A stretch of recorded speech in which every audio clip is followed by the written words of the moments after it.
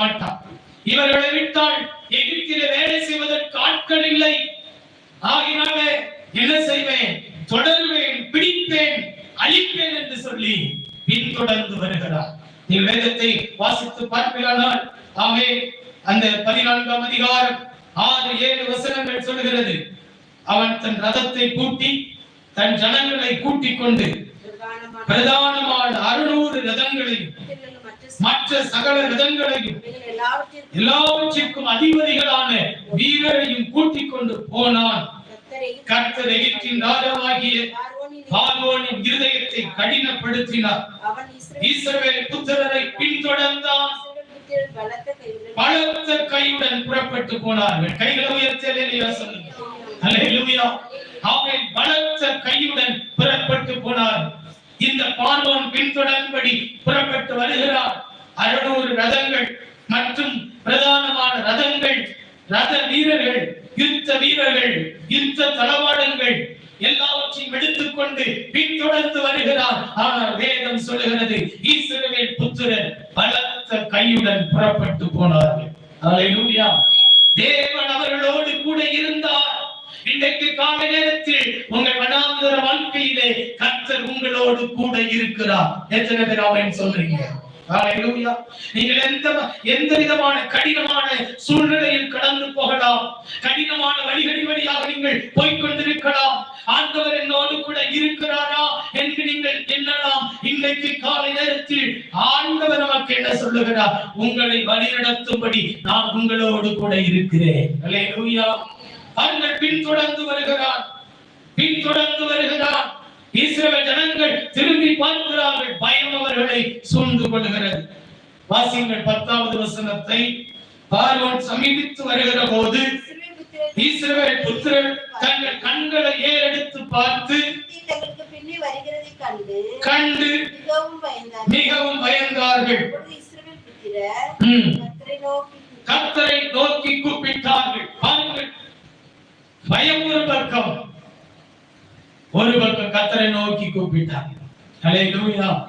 ஏன்னா நெருக்கமான இடத்தில் மாட்டிக் கொண்டிருக்கிறார். வேதத்தில் நாம் அறிந்திருக்கிறோம். இவர்கள் இருக்கிற இடம் எப்படிப்பட்ட இடம் தெரியுமா? வலது பக்கத்திலும் இடது பக்கத்திலும் பெரிய மலைகள் சூழ்ந்திருக்கிறது. ஹalleluya. இவர்கள் எங்கே வந்து நிற்கிறார்கள்? சிவந்த சமுத்திரத்துக்கு முன்பாக வந்து நிற்கிறார்கள். பின்னாக பார்த்தால் பார்வோன் ரதங்களோடு அவர்களை பின்தொடர்ந்து வருகிறார். எங்கேயும் தப்பி போக முடியாது. ஹalleluya. மலைக்கும் ஏற முடியாது, கடலையும் தாண்ட முடியாது, பார்வோனிடத்திலும் அகப்பட முடியாது. ஹalleluya. பாருங்கள், சில நேரங்களில் இப்படித்தான் நம்முடைய வாழ்க்கையில் நெருக்கங்கள் வருகிறது. இப்படித்தான் நம்முடைய வாழ்க்கையில் சில சூழ்நிலைகள் வருகிறது. பாருங்கள், எப்பக்கத்திலும் நெருக்கம்.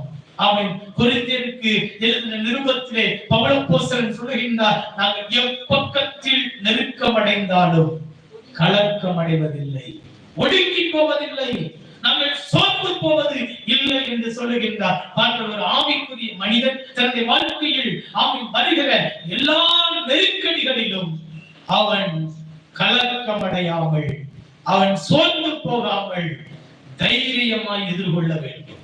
எத்தனை பேர் ஆமென் சொல்றீங்க? ஹalleluya. நமக்கு தேவன் சில சூழ்நிலைகளை அனுமதிக்கும் பொழுது நாம் பயப்படக்கூடாது, நாம் தைரியமாக நிற்க வேண்டும். ஆமென். அந்த தைரியம் தான் நமக்கு வெற்றியை தரக்கூடியதாக இருக்கிறது. இங்கே ஜனங்கள் என்ன சொல்லுகிறார்கள்? அவன் 11வது வசனத்தை நீங்கள் படித்து பார்ப்பீர்களானால், இப்ப மோசே கிட்ட சண்டைக்கு வராங்க.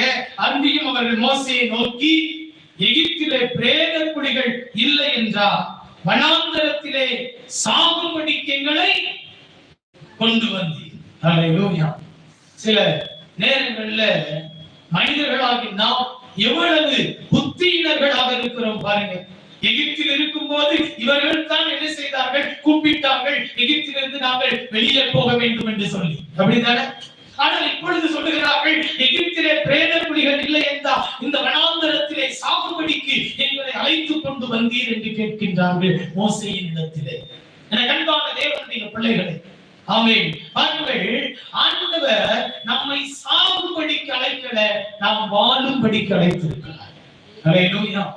இன்னைக்கு காலை நேரத்திலே சில சூழ்நிலைகள் அவன் உங்களை சாவடிச்சுவேன்னு சொல்லலாம். ஆனா